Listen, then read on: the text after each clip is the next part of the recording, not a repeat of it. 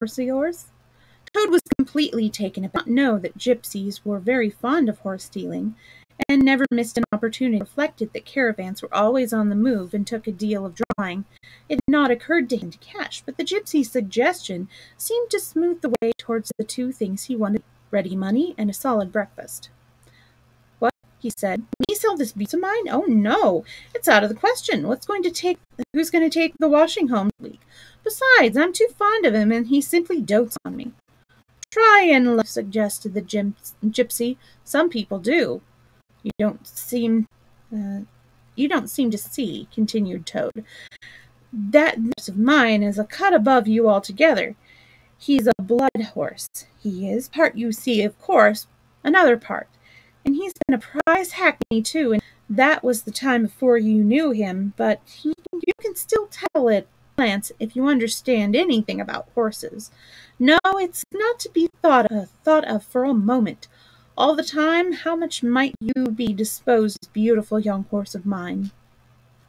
The gypsy looked the horse over and Toad over with equal care, and looked at the horse again, shook briefly, and turned away, continuing to smoke and trying to stare the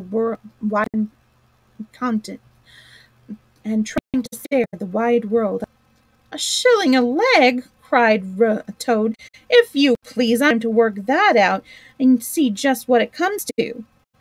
He climbed off his horse and left it to graze, and sat down by the gypsy, and at last he said, "A shilling a leg? Why, that comes to exactly 4 shillings and no more. I could not think of accepting your 4 shillings for this beautiful young horse of mine. Gypsy, I'll tell you what I will do. I'll make it 5 shillings, and that's 3 and the animal's worth, and that's my last word." Then Toad sat long and deeply, for he was hungry and quite penniless and still some way, he knew, far from home, and enemies might still be looking for him. To one situation, 5 shillings may very well appear a large sum of money. On the other, very much to get for a horse. But then again, the horse hadn't cost him any, so whatever he got was all clear profit. At last he said firmly, "Look here, do what we will do, and this is my last word.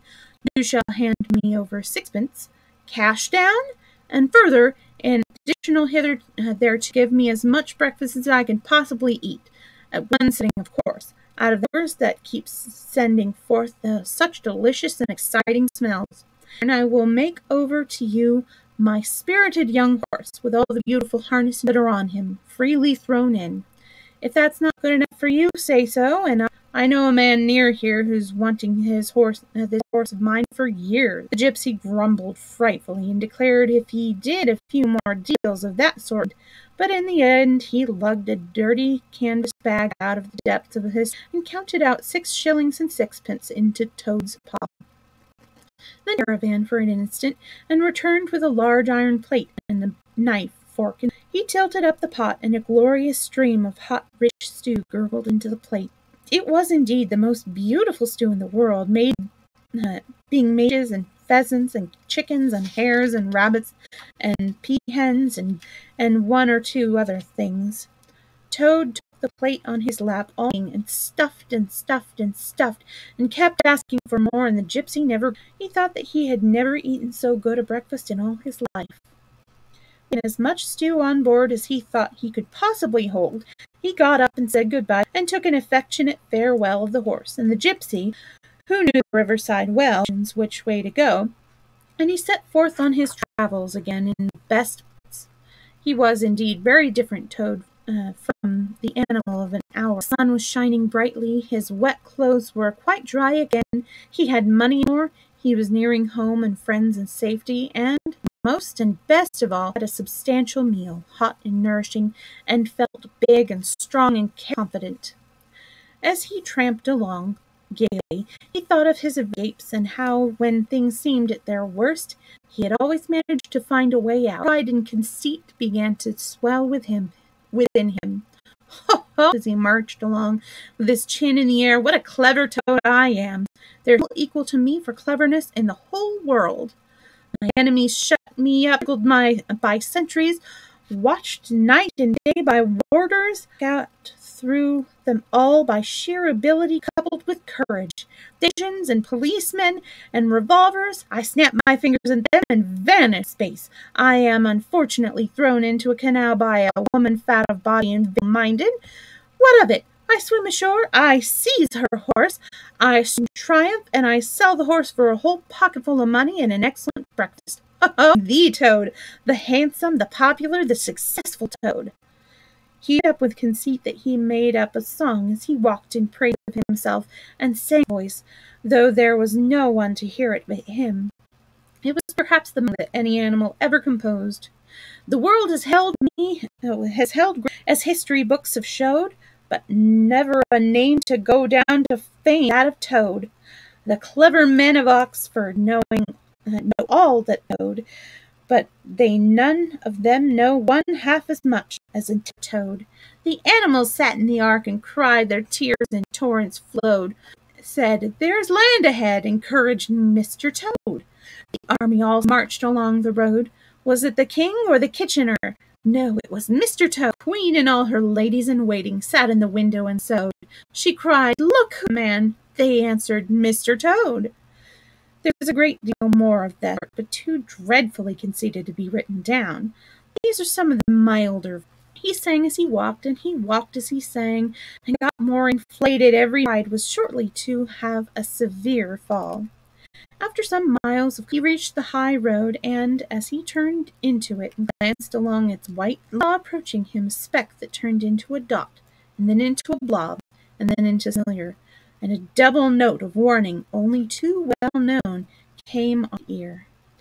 "This is something like," said "This is real life again. This is once more the great world from when missing so long.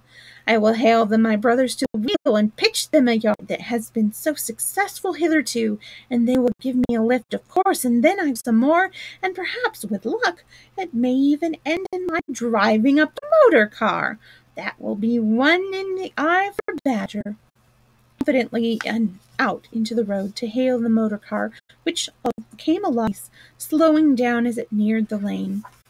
When suddenly he became his heart turned to water, his knees shook and yielded under him, and he was with a sickening pain in his interior, and well he might be an unhappy animal.